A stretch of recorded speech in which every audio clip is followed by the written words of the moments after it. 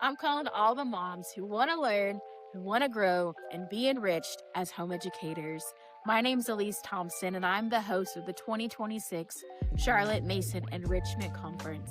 I'm here at the Global Learning Center, and that's this year's venue for our conference. Our theme this year is For the Love of Learning, Nourishing the Mother and Strengthening the Home. Moms, it's so important that we take time out of our routine to be refreshed, to be renewed, and to be reminded of our calling as home educator. And that's exactly what this day is for, is to provide space for you to experience all those things. We're really excited because this year our keynote speaker is Karen Glass. Girl, if you've never heard Karen Glass speak before, you've got to make that a top priority because she's phenomenal. Not only is she phenomenal, we have some amazing breakout session presenters that are going to equip you in your season of home educating, but they're also going to provide space for you just to experience different classes for the love of learning. And so we're really excited for all that's to come for this year's conference. Our conference dates are July 17th and 18th. We're in Tulsa, Oklahoma, and we have in-person tickets and virtual tickets. So if Tulsa is too far from you, you can definitely join us online for the entirety of the conference. I look forward to seeing you at the conference, either virtually or in person. And let's just do it for the love of learning.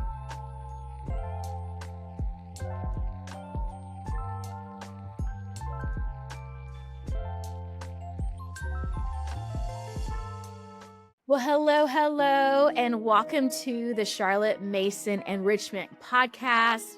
I'm your host, Elise Thompson. Thank you so much for tuning in to today's episode.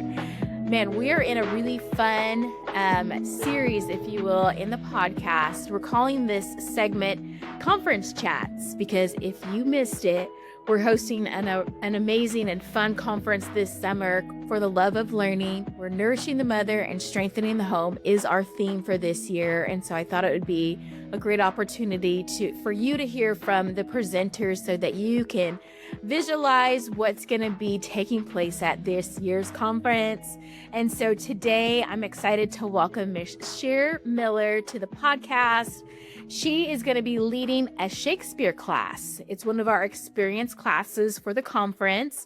And so as we were planning, I was like, man, Shakespeare, that is going to be something that would be very rich and exciting for the moms to get to experience. And so as Rachel Bird and I were talking, she's like, you've got to have Cher Miller teach the Shakespeare class. And so I'm so grateful that she agreed. So I'll just read her bio really quick and then we're going to jump right into it.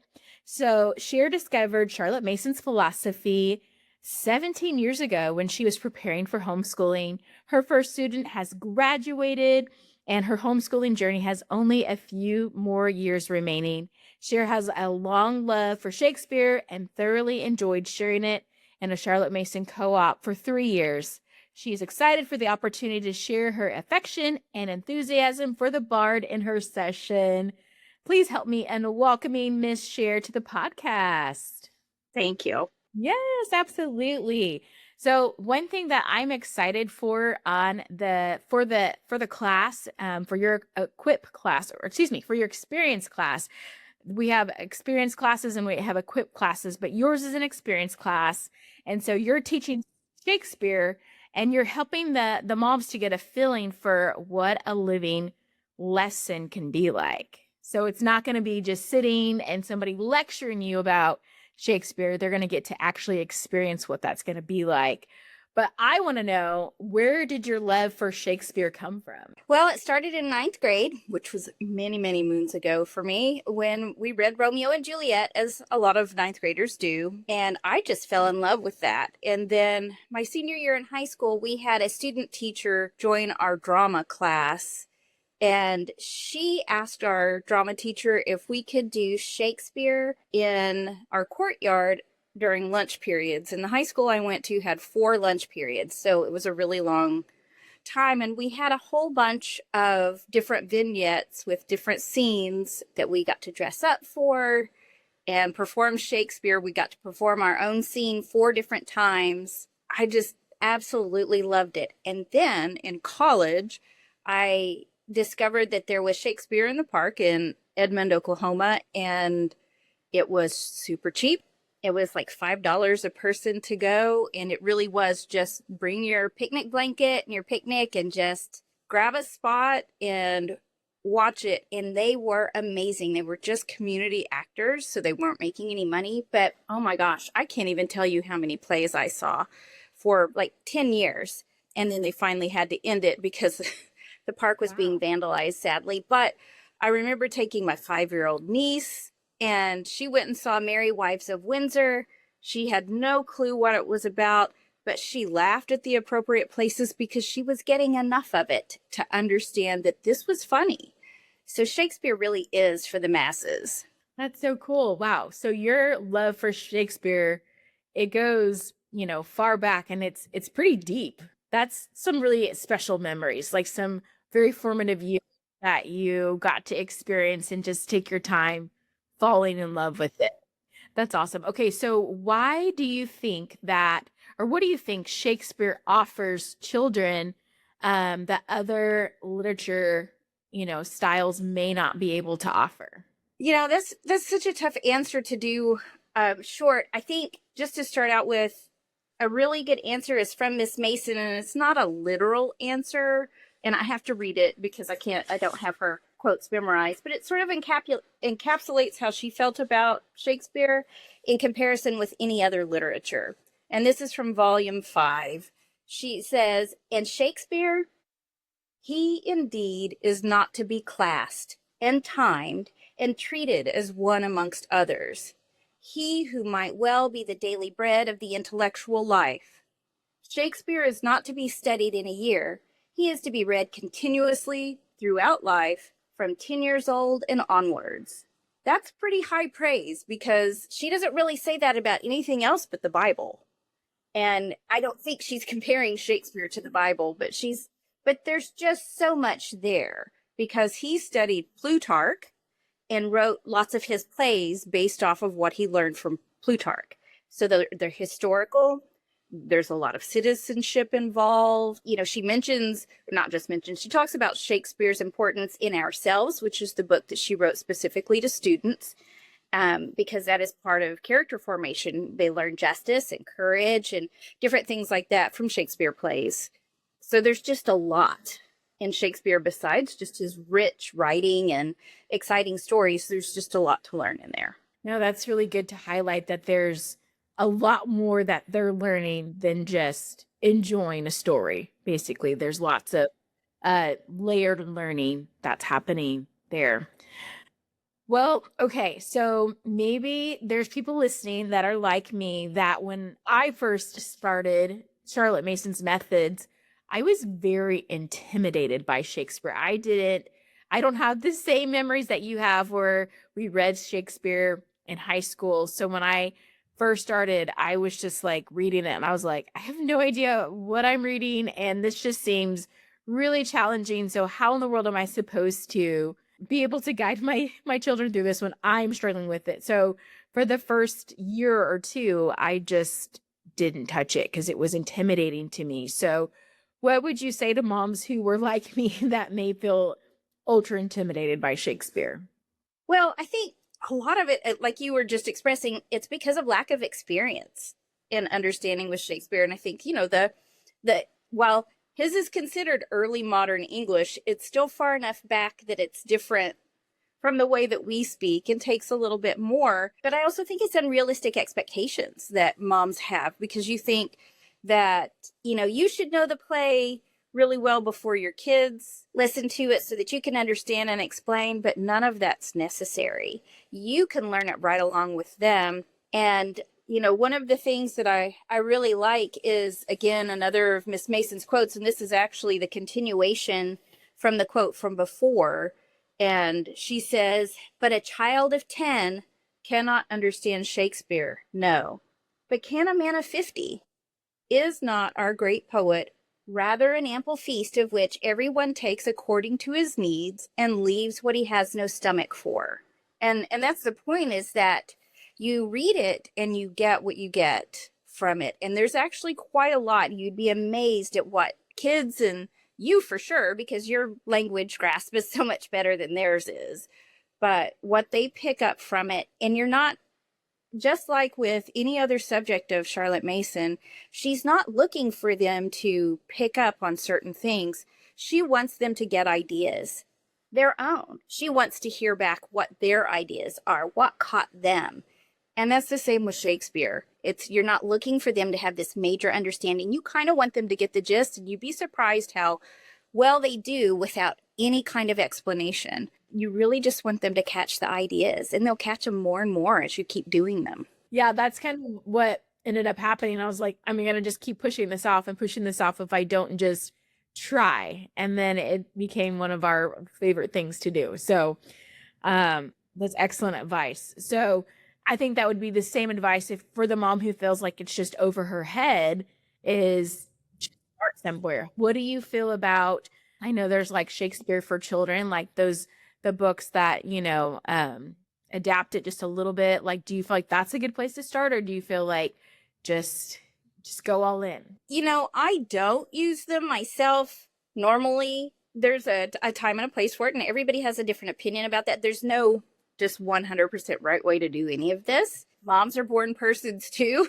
and they get to do it the way that works for them. I think that there can be a time and a place for like the Charles and Mary Lamb, where they paraphrase, and Edith Nesbit also has some books. I think the Lambs are better. And so there's a time and a place for being able to use that before the kids. But honestly, I kind of like the surprise as the story unfolds, for the kids to not know what the story is supposed to be about, and they get it as it goes along. And it was really fun in the co-ops to watch the kids, because they really had no problem at all. They knew what was going on. They may not have understood every bit of it. I know they didn't understand every bit of it, but they understood plenty. And so that was fun. It's like reading a good book, only it's in play form. And, so it's kind of nice to have surprises coming up out of it. So it's more just about, making the progress toward enjoying it, and not the perfection of like understanding the whole storyline and all the moving parts, but just you understand enough of it. And as you continue on, your understanding will deepen. Yeah, I love that. Okay, so again, super excited for you to share at the conference with your session. And this is for the moms. This is not necessarily like, I'm going to teach you how to, teach your children Shakespeare. This is just purely for the moms to love and enjoyment. And obviously they'll learn things that they can take back to their kids. But what can conference attendees expect in your session? Well, at the beginning, I do want to briefly cover like why we study Shakespeare, why he's still impactful, because it's not just a Charlotte Mason thing. I mean, Shakespeare is, his plays are still performed, widely, and his sonnets are read, all over the place. So I do want to talk about, his contributions to language and why we study him. And just briefly, that won't take real long, and then we'll set up the scenario where my students will read their own scenario from a play, and that's where I will actually use probably one of the synopsis, probably the Lambs, just because I'm dropping them in the middle of a scene and they won't have time to be able to read a whole play. But they're going to experience it just like kids, and get to see what it's like to read Shakespeare when you have a bunch of people to be able to read together with. And then if we have enough time at the end, because they are going to have to narrate just like their students would narrate, because it's a big part of it. It's fun to actually kind of share what you've gotten out of that. I'm hoping to be able to have enough time to do tips for different ways to do it with your kids. It's great to be able to do it with a crowd like that, or like I had at co-op, but that's not always the case. Like you're having to do it with your kids, and it's really probably just your two oldest that you're being able to do it with well. And, that is harder at home. And I can give some tips for doing that when it's just a few students, or like me with one student left. That's awesome. So there's going to be the experiencing the class, reading the play together, interacting, and then narrating, which is a very big part of the day, and just part of what we do as Charlotte Mason educators, and then some tips along the way. I love it. Well, Cher, I have another question for you. And this is like, just as for you personally, obviously you've been homeschooling for many years now. And, one thing that I admire about you is that you're still constantly putting yourself in the seat of a learner and continuing to learn more about how to, educate your student, but then also just, keeping yourself nourished as, a living person and a living being. So just kind of tell me briefly, like, why that's important to you. Well, I mean, I think that that's just sort of my bent. It's what my parents wanted, was just for us to be interested, curious people. But that's also kind of the crux of Charlotte Mason, and one of the many things that resonated with me when I was introduced to her when my first student was only 4. So he wasn't a student yet. And it's that creating the lifelong learner, and that all education is self-education. And I want my room to be really big. How wide is the room that their feet are set in? I want that for myself too, and I have to model that for my kids. But there's, with 6 volumes of Charlotte Mason, it's hard to become an expert, especially in the middle of the battle. you're doing your students and you're still trying to learn that. And, when I finish with mine, I hope I'm not finished with the Charlotte Mason community. I would like to continue to give in that, because I would have loved to have had a seasoned CM mom that I could tap into when I was newly starting my journey. And so I'm hoping to be that to others. Yeah, well, you are for sure. You are for sure that to me and so many others, and you get to bring your love for learning to the conference. And so we're so grateful for you. And it is just refreshing for people like you to love something that, for many people can be kind of scary. So it's refreshing for you to bring your love for Shakespeare to the conference, and just to all those that you encounter. So I'm very grateful for you, Cher. Yes. Well, okay. So I was doing a little bit of looking at the numbers for the conference, and would you not know that there's only 8 spots left in your class? So I think that there are other Shakespeare lovers or Shakespeare learners that are going to be in your class. And so if you are interested in learning more about the Bard, you need to go ahead and grab your ticket so that you can get a spot and be in Cher's class. And so you can do that at charlottemasonenrichment.com/conference, and you can get your ticket to be in the room. And if you can't be in the room, then you can also attend virtually. But that's all the time that we have for today. So Cher already alluded to it. The only true education is self-education. So we're never going to stop learning. We're never going to stop growing. And I look forward to seeing you on the next episode. Have a great one.